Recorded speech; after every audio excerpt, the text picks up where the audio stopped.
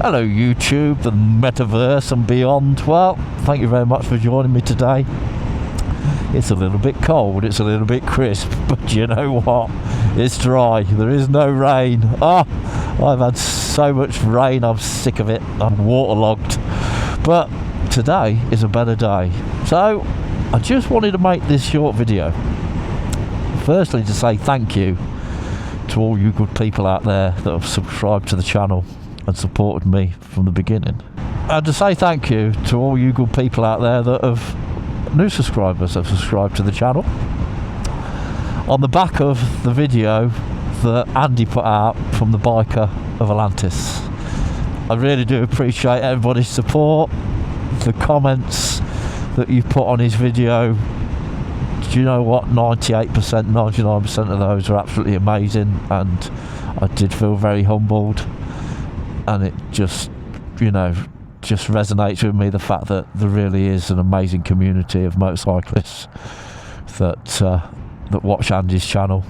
And I've got to say, that really did blow me away. So for all my subscribers that have old subscribers that have been here from the start, if you're not sure what I'm on about, last night on the biker of Atlantis, if you've not been to his channel, then definitely go and have a look. I will leave the link in the description and in the comments for you good people to go and have a look. The Andy from the biker of Atlantis, he interviewed me at the Tri Visitor Centre last Sunday. And this all came about because we met at the bike show last year at the NEC. I was working on the Honda stand. So when I'm not testing, I'm a freelance event manager. And I was working for Honda. And Andy wandered onto the stand with his good lady Claire. And straight away I was like a super fan, you know, because I'd been watching his channel and following him for quite a while, and I was like, oh my god, hello you two, it's amazing to meet you. I really was, you know. It made my day. We chatted for a good 30-35 minutes, and I advised him on one good piece of kit that to look at would be an air vest. And they left the stand, and I carried on watching his content, and I would comment, as many of us do, and encourage him whenever I could. And all of a sudden he subscribed to my channel, which was another super fan moment. I was like, oh my god, Andy, biker of Atlantis, has subscribed to my little channel. And it wasn't long before he sent me a message asking if I would email him with my details and could we have a chat. And so that's what I did, and we ended up having an hour or so on FaceTime, just chatting away. And it was at that point he asked me if he could interview me, because he finds me very intriguing. He loved my story, he loved my working life, and I didn't really have to think too hard about it. I said yes, and I said yes because the one thing I love about his channel is his honesty. And what I found is the person that I watch on YouTube was the person that I met in real life, and that doesn't always happen, you know. What do they say? Never meet your heroes. All we're going to do is get let down. And it was totally the opposite. He really didn't let me down. He is that same person that I've been watching week in, week out on YouTube. He was just this really nice, down to earth, honest bloke that I clicked with straight away. So it was a no-brainer for me. I agreed. I says, yeah, for your channel, I'm quite happy for you to interview me. He said, is there anything he didn't want me to ask? And I said, no, you ask anything you want. It's you know, there's no censorship. We record it, and whatever you get from it, that's the story you can put out in your own way, because I trust him to do that. So that's what he's doing. So I'm going to say we were there for hours. So he has made it into a series, and that series, the first one, aired last night, and oh my god, it was such an emotional journey while he was recording that, and I didn't realise how emotional it was going to be for me. I really didn't. I thought I'd dealt with these emotions, and I thought I'd locked those emotions away in a box, and I threw away the key. And that wasn't the case. It really wasn't. And that really did shock me and open my eyes to maybe this isn't dealt with, and actually this process of being interviewed has helped me. Myself and my wife, we sat there last night, we watched that first episode, and we both burst into tears, because the trauma wasn't only mine, it was also my wife's. You know, she had to deal with seeing me in the pain, the discomfort, and everything else that followed, that you will see in this interview. And yeah, we both sat there and we had a cry, and we both realised that, do you know what, it is still as raw today as it was in 2018. It really is. But I trust and respect Andy enough to let him put that content out, and I'm glad I did, because maybe it shows that no matter who we are, no matter the fact that we think we're these big tufty guys, these hard bikers, these, you know, men of the world, at times we need to cry. And I think, if anything, that can only be a good thing.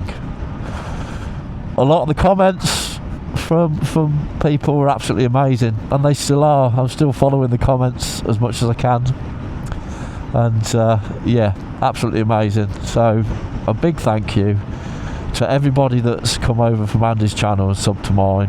I really do appreciate it. You really are helping this little channel grow, and for me, if I can make it grow to a point where I can get people to actually give me motorcycles to review, then I could start getting more content, and that can only be a good thing for me, because YouTube for me is all about my mental health and the fact that I actually love doing it.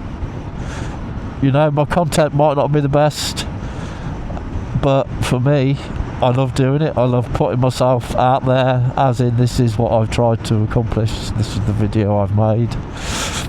Editing has always been a task for me, because one, I'm dyslexic, and two, I was a technophobe. I didn't have any computer skills before I became an event manager as a development test rider. I didn't need computer skills, I just needed to ride a motorcycle.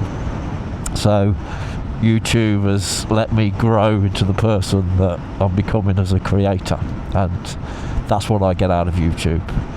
And yeah, what can I say is, you know, thank you. So one of the reasons I loved Andy's channel is his honesty and his journey, and I'm going to continue to follow that. I also find myself in a privileged position. I do class him as a friend in my life now. So we are going to plan to do some riding together. I'm going to take him on my Welsh test route that I've got. Well, it's not. It was always my test route, but it's also my favourite go-to if I just want a full day's riding around Wales. Absolutely love it. And as soon as these clocks change and the weather gets a little bit nicer, I will be going back. So as you can see, this is a working day for me. For anybody that doesn't know, I am a development test rider, part-time. Now I say part-time, it's been a winter thing so far since November. The bike show was the last event I did. I was at track, or a proving ground, which is a place called Myra on the A5. I've been there for nearly a month doing high speed mileage accumulation on a sports bike, and I gotta say, that was hard work. It really did beat me. It was like I was in bed every night for 7 o'clock. So this week I'm back to being just a little bit relaxed and just bimbling around, having a ride, doing my route. So I am on an electric motorcycle, as you can see, but I do think it is the best electric motorcycle in the whole wide world, and that's a Maving RM2. So I helped Maving back in 20 21 develop their RM1, which ironically was the last bike I developed before retiring from being a development test rider. And I went off to be an event manager, which I still do, but I do it freelance now. Because I've come back to testing, they were quite eager to get me back in to develop their RM2. And I do love it. It is a cracking bike for what it is. It's quick, it's nimble, it's silent. It is the perfect city bike, and that's what I'm doing, is testing it in a city environment. And I do this same route 6 times a day. It takes just over an hour to do each route,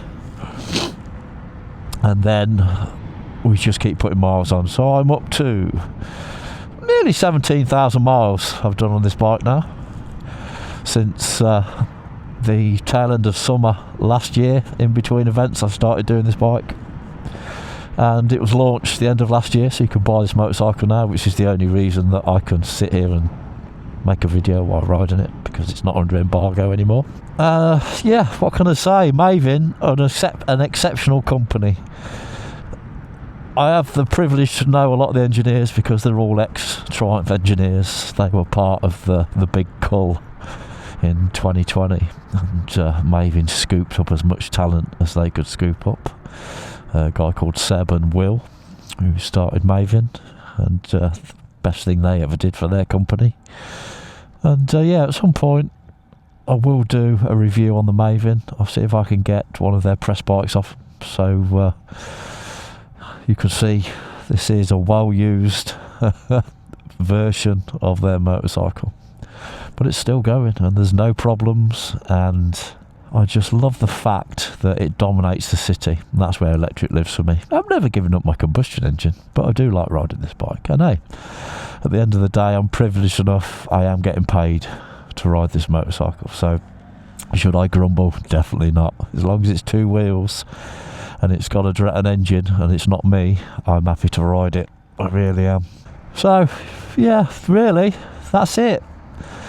I'm going to end that video here before I get into the mayhem of the city, where the Uber driver is the predator that wants to kill everybody. And yeah, again, just thank you to everybody. I really do appreciate it.